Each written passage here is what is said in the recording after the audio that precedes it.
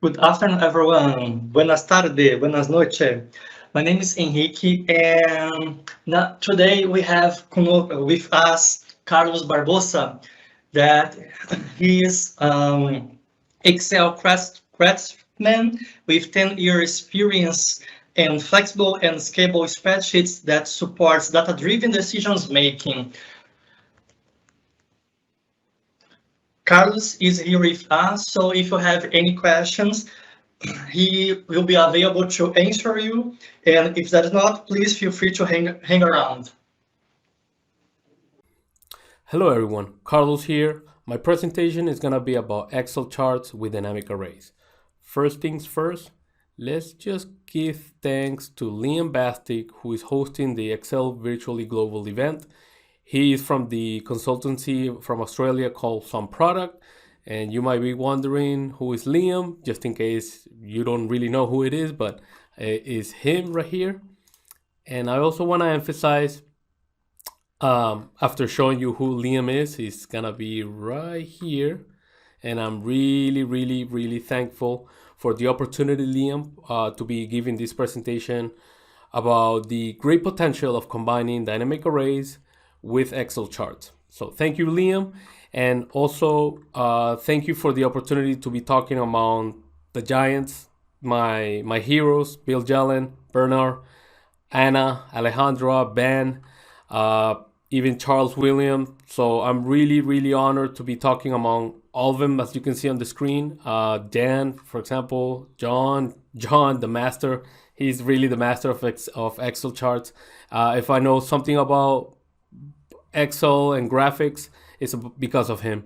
So, and you can see me here, right there. That's me right here, Carlos. So let's just go to the intro of myself, which you can find me on this website called Spill Graphics. And if you go click here on About, you will find a little introduction of me, or what I consider myself, just an analyst, somebody who is a heavy user of Excel. And I also develop models and do graphics, data visualization, reporting, dashboards, and all those type of things. Just an analyst, a soldier, a soldier. So you can also find my resume here, just in case you would like to go into detail of my experience. Okay, I started as a business analyst or as a PH analyst in the insurance industry, but now I'm a full-time consultant. Okay, what are we going to be building on this presentation? Let's go. We are gonna building this pretty much. This is kind of cool. With a couple of pivot table slicers, we can sort of filter a chart, like you're seeing here, by the regions of the United States, either central, east, south, or west. But also, I can sort that chart either by state, alphabetically, either or ascending or descending order. And you might wonder why. I'll tell you in a minute. Or we can also sorted by the totals of the sales by each state, either ascending or descending. Now, you might be wondering, why do you offer the state by state option? Because sometimes people like to locate their state alphabetically is easier. So giving that option to the user really enhance the user experience, if you want to call it like that. So if I go click a state and then ascending, people can go and quickly say, hey, where's California, or where's my state, Nevada? And then he can immediately scan where his state is and say, okay, that's my state, and compared to the other ones, wow, I'm way below California or Washington in this case. Then usually a chart is organized or sorted by the total by states, and then in descending order. So now you can say who is the top of the whole group is California, followed by Washington. And you can tell also that California is like way off from the rest. So this is kind of like the cool thing about Excel charts with dynamic arrays, is that in the terms of filtering, you can see that here we have about 5 to 7, 8, 9, 10, 11 items on this chart. But if I filter it to central, I have a little bit more. And if I go to east, I have a little bit even more than 13, I think. And if I go to south, I think it shrinks a little bit. Now, before continuing, because we're gonna get our hands dirty on this, we're gonna go practical, okay? But there's a couple of theories about what dynamic arrays and the functions and the new calculation engine is. I'm not gonna go into that, not gonna go very deep, but I'm gonna recommend for you to go to get this book. This was written by Bill Jelen. I really recommend it. It's heavy, heavy, heavy. I don't think if I can see the kind of like the, oh, right there, the table of content, you can see everything that is gonna cover. So really, really good, really good. Another book that I will recommend you to get from Mark Proctor, from Excel off the Grid, is also this book that he wrote. Let me see if you can see table of content. You cannot see the other way, but it is also about 82 pages, and it's very, very good too. It's it goes into detail. Now, I also have to say that I really got my hands really dirty learning dynamic arrays with this course from Leila Garani from Excel Plus. You can also go, you can enroll in this. You can see right here, Leila, the master. Really, yeah, I'm really grateful because I took the course. It's about 7 hours or 8 hours, and really you go into deep into the whole thing the same way as these two books. So get the books, get the course, and really you will get the whole scope of, or the theory behind dynamic arrays, the functions, and the whole new calculation of Excel. Okay, let's continue now with the example. This is the data that we're gonna be working with. It's the same one from the same example that I show you right here. So the same data is right here, okay? Let's now go to that file. And first thing first, we need to add margins. Margins are sacrosanct for me. So let's just add a margin here to the left and one margin on top, okay? And then with this data, we kind of select it with Control asterisk, okay? Then Control T will be your keyboard shortcut to tableize this data. And we click here as header. We always leave this checked. Click OK. Now the color blue, I like it, but I'm a little bit more of a gray, and that's only because after reading a lot of color theory, you do get this sense of becoming very stingy with color. So I'm gonna go with a boring pale gray with this, okay? So, all right, and then I can connect this, and let's just profile which columns are we gonna be using for this. So we are gonna be talking with the state column right here that you can see, the one that I'm highlighting, along with also using the region right here for the filtering, okay? So these two columns, and then the total sales, which is this one right here on column U, okay? We're gonna be using these three columns from this data set that it has about 23 columns and it has about 10,000 rows. So it's kind of like, it's a small data set, or you can call it a big data set. Everything is relative, but you will see how fast dynamic arrays really calculate all these things. I mean, it's 10,000 rows, so it really calculates really fast. So the other thing that we need to do is actually also to define a name for this table. We cannot just leave it table 1. Jack, we don't want that. So we want to do underscore 01 and data. And I add the underscore before the number because you cannot put a table, or you cannot name a table starting with a number or numeric value. You need to start with something of any other, character. So in this case, I use underscore 01 and then underscore data. So, and then I click enter. And that's it, pretty much. Now we just open a new page here and we're gonna call this example. And this is where we're gonna now continue. We go now to cell B2. We're gonna put something there. Let's just zoom in a little bit just to get closer to the spreadsheet. And here at this point, we're gonna put states. On B3, I wanna get the unique items of the column states of this table that I already have highlighted. So I want the unique items of all this. The function, well, unique. There on unique, we can go and do this with a mouse and select it. You can also do that. Okay, that's fine. But I also want to show you this also method because you have a structure reference because you're using a table. So in this case, I want to do equal unique and then underscore data, because that's the name of my table, open brackets, and then st for state, tab to come autocomplete, and then close brackets, and then close parentheses, and then control enter. And then you can see the whole spill going down. This is beautiful. Let's see how big that spill is. Let's just zoom out a little bit more. You can see that it's a couple of about 49 states. So from 10,000 rows, it just tells you, boom, really fast, what are the unique items of that column. Let's just delete it again and see it in action. I mean, I get excited when I show this because I tell people, hey, look, I'm just with one function and one reference, which is the whole column. This is nice. I love it.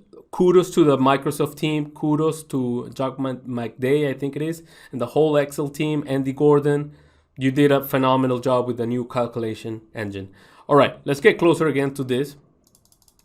All right, so a little bit closer. So now the other thing that I like to do whenever I put in a cell a formula that is gonna spill a result, I want to color the background, and the reason is for this, and I'll show you guys actually the color of the background, because you can see C and D are coloring white, but as soon as I do F2 on this formula, those two cells temporarily get color as long as the width of the formula. So that's kind of nice. I kind of like it. I'm not sure if it's a feature or a bug, but I love this because it kind of like gives you that contrast to read the formula a little better instead of being the whole thing on the back white. Okay, that's one thing right here I wanted to share. And now I'm gonna put sales here. And now I am gonna say with the SUMIFS function, okay, what's the range? In this case, the range of criteria, I'm gonna do _1 data, open brackets, state, close brackets, comma. And what's my criteria? This is where things get awesome, and this is very new for a lot of people, is that now we're gonna call a fifth type of referencing. I call it the fifth because there's 4, and which is now the hashtag reference. So I'm referring the whole spill just by adding the £sign on cell B3 where there's a formula with that is gonna do, or it's gonna throw out a spill result. I do comma because that's my criteria, and then what is my sum range? I'll do 01 data, open brackets, sales, close brackets, and close the parentheses. Once I do that, I click enter, and then beautiful, beautiful, beautiful. Now let's go and color the cell right here. And let's go check if really that's 36,000. A lot of people go and say, hey, let me check if your formula is right. You know, it's usually what happens. So now let's go and filter. What is the state here? Is Kentucky. So we go right here. And what we can do is also, I want to show you this kind of cool feature, is that since we're working with tables, I can go and right here and go and search, open the filter and go to the search bar and type Kentucky. Yep, that's one way, and then click OK. That's one way. But you can also go and right click on Kentucky. On one of the cells that has Kentucky, right click, then go to filter, and then you can go to this option that says filter by the selected cell value. Then, and I get all Kentucky. So now I can go and select or highlight all these columns, and I can see the value right there that it says 36,591. And is the value that I have here. Boom. Now the last thing I want to do is that, as you can see, this formula is a bit long. So I've been known that to promote alt enter and spacebar is to do this. Is to kind of like verticalize, or to put in vertical order the formula. I think it's easier for me to read it, the arguments going down of the formula, instead of being a long sentence or even times a paragraph. Okay, so click and control enter, and we get those two. Now that we have these two, we wanna actually give a name, or we wanna give a name to these spill arrays. Okay, it's the way it works. If you learn this, you will see that once you get into more advanced charts, naming your arrays is gonna be the way to plot them, even if they're on in a adjacent order or non-adjacent, meaning like maybe there's a column in between the arrays and you're plotting different arrays that are not next to each other. That's what I kind of want to promote on this, because now with you can do this pretty much. You can grab and select all this and call it a chart, and you can do this because of actually Microsoft has kind of like enabled this feature where you don't have to name your formulas anymore, which is good, which is awesome. But for more advanced levels, I'm wanna promote or really emphasize that name your arrays, because once you get into the advanced charts, naming or this approach is the way to go. Okay. I hope Microsoft doesn't get mad with me telling this, but I think it's better to name the arrays. It's easy. So now let's just go to B3 and we go Control F3 and we call the name manager with function or F3, or depending if you're using a laptop, Fn and F3. And then we go to the manager and we click new. And then we don't want Kentucky. No. We want actually underscore 02 state. Okay. And then right here, we want to put the pound sign. Okay, this is as easy as that's it. And now close, and now go to the next one, sales, and now click new. We don't want Kentucky either. We want sales, so 03, and then sales, or we can actually do total sales to be a little bit more explicit. And then right here again, pound sign, and click OK. Now, as you can see there too on the screen, I'm enumerating all my measures. It's a personal thing. I promoted it. It's easier to debug. It's easier to find stuff. It's easier to indicate people, hey, look at measure 2 or measure 3. Enumerating your measures and documenting as well is very good practice. Okay. I could have also left a comment here, but again, this video might take longer, and I don't want it to be, or I don't want to exceed my time. So click these two. So now that we have those two name arrays, now we can kind of chart it or plot it. So now we're gonna go call a bar chart, and the one that we're gonna be using is a 2D bar chart. There we go. I think it's a little bit big. Let's just make it a little bit smaller. And I think that size is good. Let's just maybe zoom out a little bit, just a little bit. Okay, there we go. And we might make it a little bit long because we have a lot of items, about 49 that you saw previously. So now right click here. Right click and we go to select data and add. The series name that we want to do is sales. Yep. But the series value, we want to do this. Click on the arrow facing up. Click on that cell that is C3, but very carefully right there, just delete up to the point of the exclamation part. And we're gonna go and do F3. With the paste name dialog box, we wanna click on total sales and click OK, which is number 3.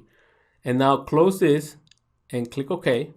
And now we're gonna go to the horizontal category and kind of we do a similar thing. We go to B2, but we delete it up to the exclamation part. You gotta be careful with this. F3 or function F3, depending if you're using a laptop. And now we click 02. Click OK, click OK, and click OK. And as you can see now, you can see the whole chart. Now, you cannot see all the items because we have a lot of items on this. And it was not the purpose of this chart to be like this, but if you expand it, and if you expand it a little bit more, or maybe you can decrease the size of this a little bit, you might see all the states. Yep, you can see all the states now being plotted. And which is perfect, this is fine. But we are actually gonna now filter this array based on a region. And so how do we do this? Let's just add a couple of columns to the left, because right now this is gonna be the final arrays that are gonna be plotted. So here we're gonna enhance this array by adding a couple of columns here on B2 or B2. I'm actually gonna go and use the unique function, similar to what I did with states, but on this there's a small difference, and I'm gonna call my table data, open brackets again, and I'm gonna do hashtag all, then close the parentheses, comma, open the brackets, and then say I want region. RE, tab, autocomplete, close brackets to enclose the first brackets before the all that you can see there, and then close parentheses and hit Control Enter, and I get all my regions, including the header of the table. That's why this is a small difference. We add the hashtag all to this. Now, this is cool, and because now I'm gonna name this array, and I'm gonna say new, and I'm gonna say this is gonna be 0_04, and I'm gonna say regions, and then I'm gonna put the pound sign like we did before. Now, also we want to color this this array because again, in order to keep the consistency on this. All right, this is good. But now we can link a spill array to a pivot table. And this is good because in case my data grows or shrinks, then the spill arrays will shrink, and then you will only have to do is update the pivot table, and everything will update accordingly. So that's why now we go to insert and we go to pivot table, and here on this dialog box we delete it. Now we do F3 or function F3 depending, again, if you're in a laptop, and click region number 4, and then say that you want to actually put it on the existing worksheet so we don't have to open a new sheet, and then you just want it temporarily at this point right here, right there, and then close this, close, click OK. And now we get the pivot table field that I kind of like to undock, and in order to do that you just click here on the pivot table or on the title of this pane. You right click with the mouse, or left click, left click, and then undock it like that. So I undock it because I want to do a couple of things here. First thing is I actually want to right click on the pivot table options. I want to put PT for pivot table, and then I want to put regions, and then right here I want to uncheck the autofit. I don't want the column to be switching the width of this, so autofit is off. And then on design tab, and I think we might want to make this a little bit shorter, on the design, I want to switch it to be this style, again, a bit pale. And then the headers, we can take it off. Report layout is important. We want to be tabular. And that's it pretty much. Now we actually go and say we want to put the region right there on rows. We want to remove central. So right click here, remove Grand Central. And now we can move this all the way to this side. And now we can right click here on region and add a slicer. We can now hide this, and we can now click here, and you can see with a small pivot table slicer we can we're switching the value of that cell of B10. Okay, now I'm gonna leave it up to this point, and maybe I wanna add 2 columns, okay, to this, and then put it right here. So now with this in mind, I have to go back to E3 and say, hey, look, we're gonna enhance this array. How are we gonna do it? Okay, so I actually wanna just list all the states that are from the south region, or the one that either the user selects on the slicer. So in order to do that, which function do we have? The filter function. So in order to do that, we go and now say inside the unique, okay, we're gonna go and say filter, okay, filter all these states, okay, and we gotta have to copy this part right here because this is the array that we want, comma, include the argument of all the states equal to south, or to cell B10. Once we do that, we close the parentheses, which is a red one for that, and then another parenthesis to close the unique. Once we do that, check this out. Control Enter. Oh, something happened here. Well, let's see what happened. South. Oh, my bad. So here again, I'm doing state to state, but it's not that what I want. Actually, I want region in this case. It has to match region and region. And now we go back. This is good. You know, some people can think I'm not that expert with this. I still make mistakes. All right, so let me just zoom out a little bit here to make this chart more visible, because I think now that we can zoom in again. So now look at this. This is awesome. This is awesome. I mean, if this doesn't excite you, you're soulless. I'm sorry. I'm just kidding. I'm just kidding. But I mean, this is amazing because with just one click, you can just switch a chart or filter it. And again, I think the last touch that we want to use here is actually click on the axis, Control 1, and then go to right here on this section of first of all, axis option, then axis option again, and then right here where it says inverse categories in inverse order. Once we click that, then we can see that we kind of do the opposite. Now, it's not sorted. It's not sorted yet, but at least we get the spill range of with the filter. Now, this formula, we have to fix it a little bit, you know. And you already know me. So what I'm gonna do is Alt Enter, put this, and then filter. I like it that it's all aligned there, but do Alt Enter, spacebar up to this point, and then I can do the last parentheses to go and close this. Now, you might think it's a small thing, you know, but I like it. I like seeing formulas that are really legible in order for me to understand them really fast and then move forward. Okay? All right.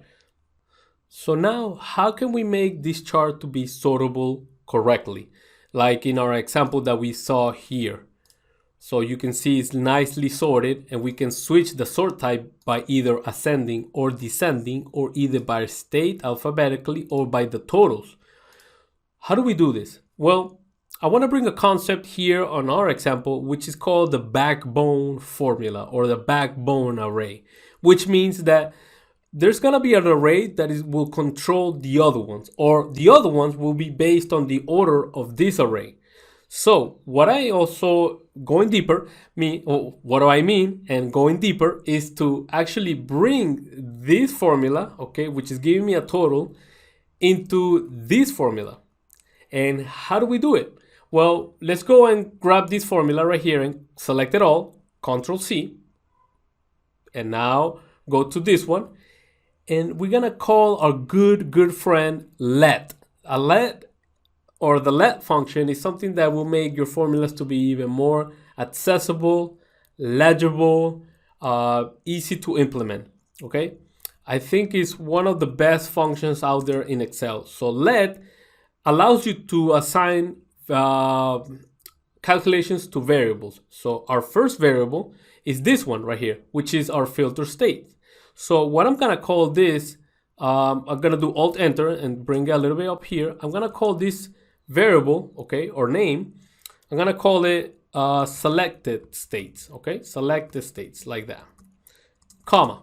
And then what is the calculation to this variable or name? Well, it is this unique thing, unique function right here. And I'm gonna just align it a little bit here, so it's kind of better suited. Or maybe we can do this, because now this formula is gonna become longer, okay, comma. And now, which is gonna be your next variable? Well, it is gonna be totals by state. Now, which is that? The function that was on column F. And now Alt Enter, move it here, Control V. But let's just move this right here and then take out the plus sign. We don't need that.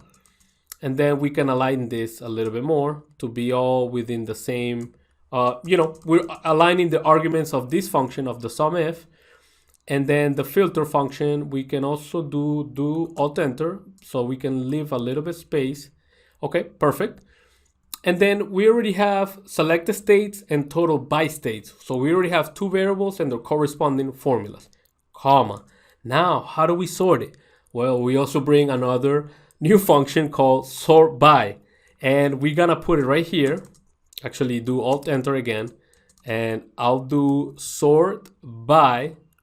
And what I'm gonna be doing with sort by, well, actually just delete it real quick, and we're gonna do sort by, tab, and then you can see right here my argument, my array, then by which array, and then the sort order. So in this case, I want you to select the array, select the state by the total by states variable. Those are the first two arguments, comma, and then by which order? Well, I actually want to be -1 to be in descending. So comma, actually, not comma, close parentheses close the sort by and close parentheses to close the let function. And this is nice. Look at that formula. That formula, well, in my opinion, looks legible, easy to understand. Control Enter. Something is happening here. Can I calculate? There's a circular reference. Oh, yeah, of course. Well, sorry. Again, made a mistake. I'm actually referring to this, which is also in the same formula. So this E3 pound sign, I love when this happens, it usually happens at this point. I'm actually now go select the states. We have to replace that because this is the array that will do the criteria for now this variable total by state. Control Enter. And now we're good. Now no more circular reference. And now this is good. Now we have any state, but it's sorted by descending. Okay. Now this is awesome. This is awesome. Why is awesome? Because now go back to that formula and say, well, is it possible to say I'm gonna select, or I'm not gonna be sorting select the state always, all the time. But can I switch if I want to select the state by either the states alphabetically or by the total of the states? So in that case, I can play around with that variable and say with the slicer, which one do I want to choose, which is what's happening in the example we saw at the beginning of this video. And also at the same time, we can also switch if we want an ascending or descending order. So this parameter as well, we can switch it to be 1 or -1. So how do we do that? Well, let's add a couple of more columns. And one thing before proceeding is actually I'm gonna move this array just one cell down, or actually 2. And then this one's as pivot table result, I'm gonna put it on top. Now you might say, well, is that good practice? I don't think so, it's good practice, but it's kind of like a little bit of a hack in order to prevent the user to multi-select, okay? If, for example, if he selects 2 states, I will get the warning message saying, hey, look, do you want to replace? You don't want to replace. So this is like a warning message, and you always want to click cancel, okay? Sometimes we work fast and we click okay, and then we might mess it up, but Control Z is your savior. If we kind of like don't put it like that, and then we go and put it right next to it, for example, right next to each other, we can maybe select 3 items, and we will only be selecting the first one of those multiple selection. So we don't want that. So we just always want to select one in this case, and then put it on top. Okay. This is for this simple case. There are more advanced cases where you can do multiple selection, and those are a little bit more advanced on the setup of the formulas. Okay. All right. So now let's go put this right here because we already have it, and let's add a couple of more columns. Maybe we can just decrease the width of this and add a couple of more columns. Maybe on this part right here. Yep. And I'm gonna go to my other finished example because there I don't want to lose time copying this formula. We want to copy this first array, or actually maybe we want to copy this because you will see something that Excel does with constants array. As you can see, this is pretty much what in its own category a constant array. I'm not gonna build another table because I have this option right here to build this array. I just have to define it as the first column or the header to be sort type, comma, then the second column to be sort order, and then how do you say semicolon this part right here, and then that will be the first row, which is gonna be by state and 1, or second row total by state, and then the 2 for the sort order. So we grab this and we copy it, and now we go right here and we paste it on D3, and there we go. Perfect. Another spill array. You can see that, it's a 2 column because of the contrast or the border of that. This is nice. I love it. I love it. I love it. Now, the only bad thing is that, again, Excel will put it in a whole big line. So that's why I always have this to see it more legible, because I find it more legible to read code downward than horizontally. So we already have this one, which is going to define pretty much the sort by, or sort type in this case. Well, here we call it sort type, but it should be sort type. So maybe we can also switch here. It's sort by, because the sort type is descending or descending. So my bad. I apologize for that. So sort by and sort by. Okay. Now let's go grab the other formula, which is this one right here. Control C, and then copy it here. Perfect. Let me just check something here. Okay, we didn't copy the file names of the other worksheet. That's awesome. Now the sort type again is very similar than the one above. The sort type is our header, then the sort order is the header of this constant array, and then ascending on the first row with a 1 and descending with a -1. That's the difference between the two. We copy this and we can put it right here on D9 and Control Enter, and as you can see, it is spiller. But again, it just makes a long sentence. Now let's just color these two arrays. So that way we know that their two arrays are spill arrays are living. So now we can go and put this all the way over here. And of course, now we have to sort of give a name to this spill. We don't have to, because they're kind of like maybe a bit static. We don't have to really give a define name, but I actually want to keep things consistent so people can know, well, where is this coming from? In order to have that option, in order or flexibility to debug, that's why I'm gonna define name this. So I'm gonna go now and say, well, before that, I'm gonna put a 0.5 to this slicer region. So go right here, 0.5, because I really want everything to be enumerated so people can really follow along in case somebody else has to audit this workbook. So now Control F3 again, or function F3, depending if you're in a laptop, new, and we want to do sort by 06, sort by, and then the pound sign. Click OK. And then close. And now what we're going to do is actually we're going to go call a pivot table. In order to do that, we can do this small trick where we actually copy this pivot table, okay, right here. Or actually, well, let's just not do that because I already know what's going to happen. Let's actually do an insert, pivot table, and then delete this, F3, then sort by, and then existing worksheet, and I want it right here, and then close this, close, okay, then we do pivot table options, and then move this here, PT, sort by. Again, I name everything that I do because it's easier than for debug or fixing. Then out of it, we don't want that. This is the only stuff that kind of gets repetitive. So again, but it pays off just to do it, I guess.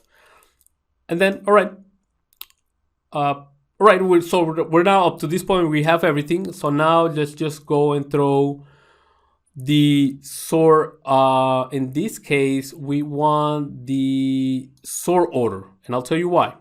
Okay, so we get the 1 and 2. We eliminate the grand total. Okay, and we're gonna bring that pivot table up to this point right here.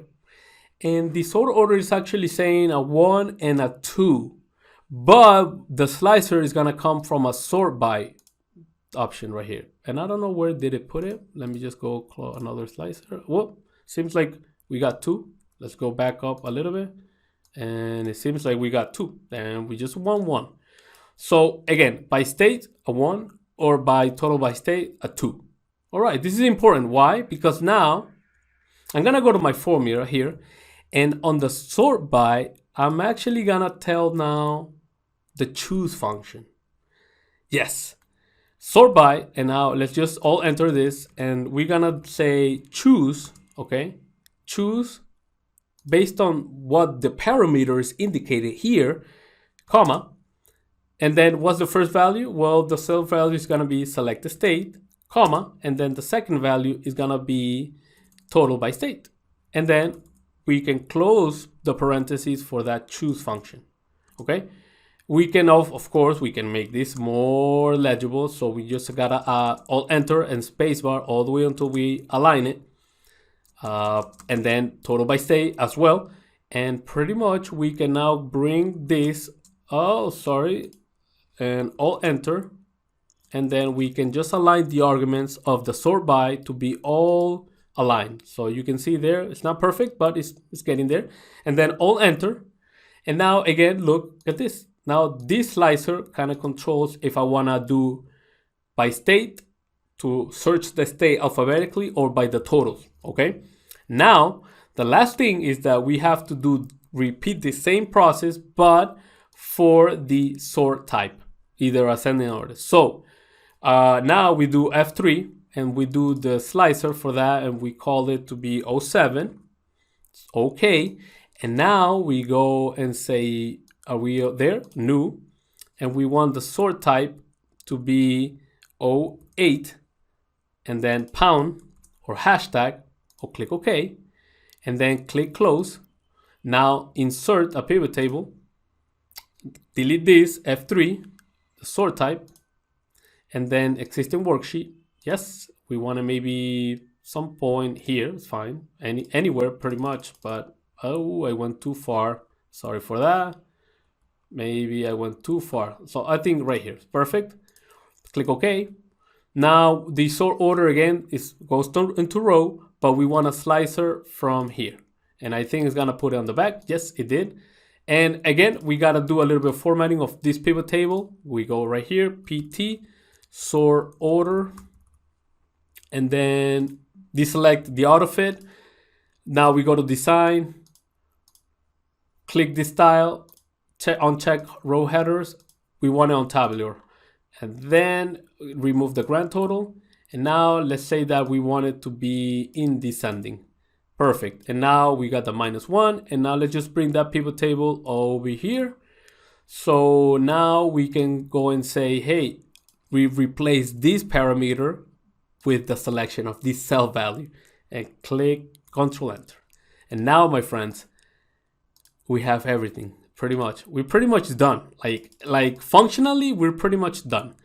But now let's just fix this slicer to be 2 columns, and then this one to be as well 2 columns, and we can put it right next to each other.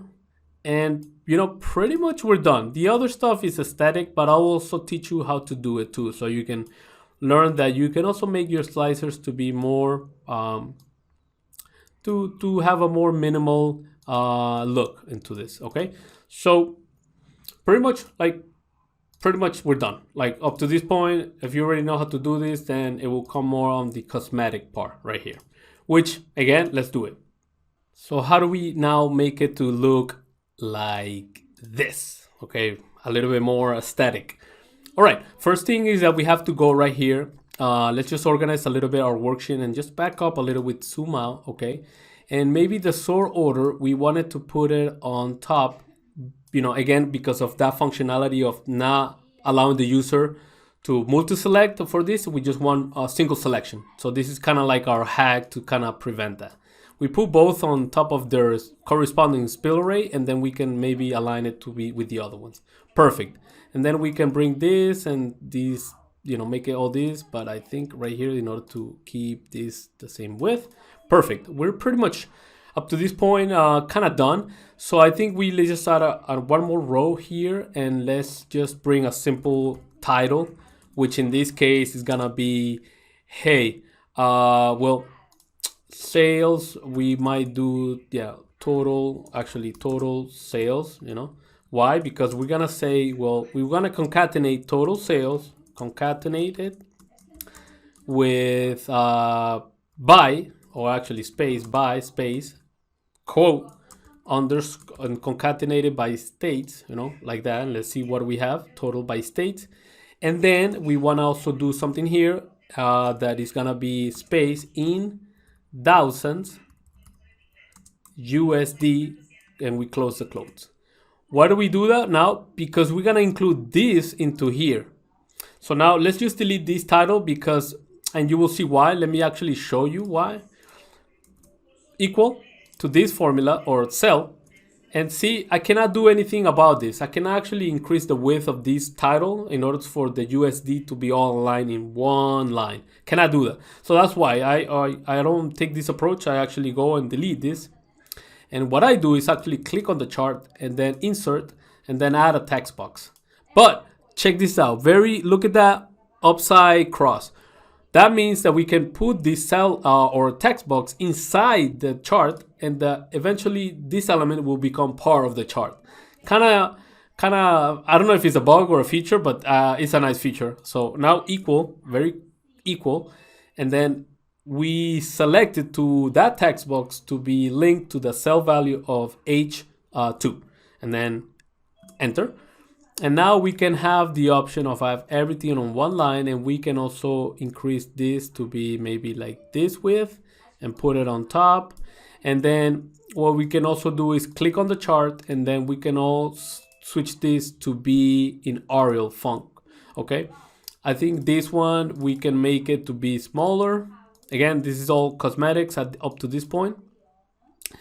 The numbers, we can also make it to be maybe 8, but we want to be, well, actually want to sort this by like that, okay? And then we want to decrease this, like all these zeros, because it makes more noise than to be an enhancement. In order to do that, we know all these numbers are going to be in the thousands, and that's why I included it in the title. So we click on there on the horizontal axis, Control 1, and then on the axis option, collapse this. You go to the section of number, go to number, decrease this to be 0, add, but then here on the format code right there, you want to put after the 0 another comma, and then add. And now those numbers are more legible. 150, we're talking about 150,000. The title, of course, we need to switch it to be Arial. And I don't know why it's taking long, something like that. Okay, Arial. We want to make it a little bit bigger. I think that big is good. Total sales by states in thousands. So, you know, the title is a bit static because it doesn't really matter. Pretty much it's based on states, but based on what region the user is selecting. All right. Now the width of these bars, click on them, Control 1, and on gap width, I'm always playing around between 25%, 50, or 75. So in this case, I'm gonna go with 50 and see how it looks. I like it. It's a nice width. There's a rule that the width between the bars has to be 1/4 of the width of the or have to be less than the width of the bars. Not sure if it's a real mantra, but I kind of like it. So now the color of this, we can switch it to be a light blue, and then the outline you can make a little bit like this gray, and you kind of get like this tableau look. I'm not sure, but I like it. Now the grid lines, we can make it a little bit more less invasive. So right click on them and switch into this gray, and you can see that now the chart is starting to get a little bit of it kind of looks different, you know. And then the outline, maybe you can maybe go to weight, and you can maybe switch it to 1.5, and see, you can now, it's a different look. It's a different look. And I guess up to this point, now it's about just fixing pretty much the slicer, okay? Because now if we take out the grid lines, and if we take out the border of the chart, and to do that, we actually click on the chart, right click, and right here on where it says outline, we said no outline. And yep, right there we're good. But how do we fix it, this slicer, to be more aesthetically, like on our example initially, like that, with no borders, and it just has a different look. So this is the last step of the video. We click on that, we go to the slicer tab, and then we gonna go and click on the one that is already selected by default, right click, duplicate, and we're gonna call this custom. And then first step is on whole slicer, we actually gonna do border, take out the border of this, or click none, and then font, we wanna type Arial, and then we want it to be size 8 and normal, and then click OK, and click OK. So now no changes happen, because now we have to go back to the slicer tab, and then we have to go and switch it to be region. Now, nothing really happened, to be honest. You don't see the Arial taking effect, because we also have to go back to this and do modify.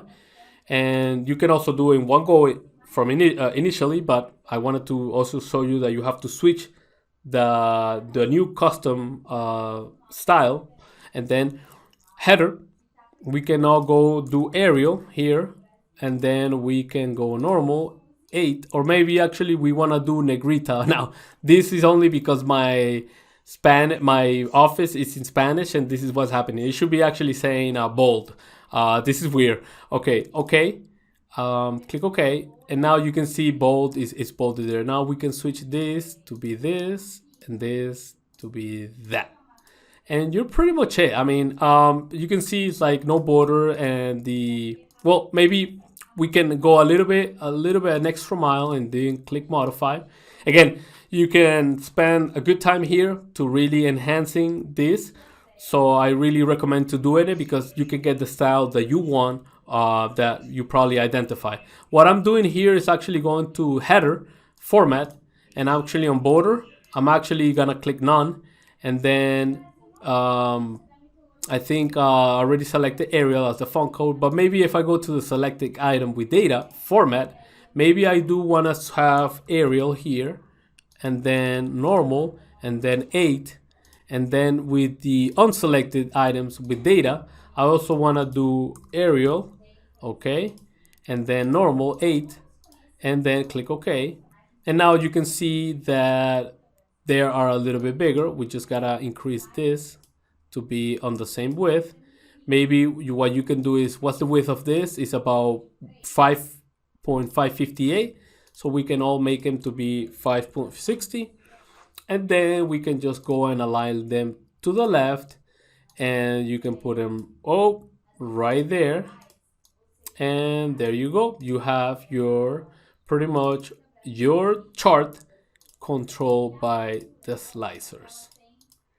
And that's it. You can see the calculation is really fast. I mean, to be 10,000 rows, it's pretty fast. For me, it's fast, wicked fast. And I have done other advanced charts that these more complexity, the formulas a little bit more more elaborated or more compounded, and still calculates really fast. So that's it up to this point. What you've seen is like my approach to making Excel charts with dynamic arrays. So we tableize the data, okay? Work with tables. You can also work with dynamic arrays on ranges, but tables will be your best approach. And then we start making those formulas, okay? Remember about the backbone formula. Remember about enumerating your arrays. So in this case, I have my last slicer that I just put. Let's just switch this to be 09 for consistency's sakes. Slicer of the sort type. And as you can see there, all my define names and my slicers are enumerated for easy debugging. And then you can start putting everything a good piece, and you can separate these into a separate sheet. Call it a dashboard if you want. But this is how is pretty much the approach with Excel charts. And I think I'm about of running time. And again, I want to thank Liam Bastic for the opportunity. Really grateful for Liam right here. I think Liam is over here. Thank you, Liam, for the opportunity. I want to emphasize that. Even to be speaking with Mike Thomas, wow, Nabil, Tony the Junker, wow. Victor Momo, I mean, he's the one who's gonna find me. Apparently, I cannot find him. So, and Yolanda from Spain, wow. Yeah, I'm honored. I'm honored to have the opportunity to have given this presentation about Excel charts with dynamic arrays. That's it for it. This is it, my presentation. If you have any questions, if you want to reach to me, you can do so on my LinkedIn account, which is gonna be this one right here. And I'm just gonna show it real quick because it's gonna be easy to find me. It's on my LinkedIn. You will find me as Carlos Barboza, but you will see that my profile picture is just Excel with a total score. That's Greg Deckler, who is always coming out with funny memes. You will find me with that. Just it's my style. Yep. And Carlos Barboza on LinkedIn. If you have any questions or comments, just this is where you can find me. Thank you for the time. Thank you, Liam. And guys, enjoy the rest of the presentations. Take care. Bye-bye. Okay. Yes, hello everyone. Good night. Can you hear me now? Yes, I can. Nice. How are you? Good. Doing good. Yeah.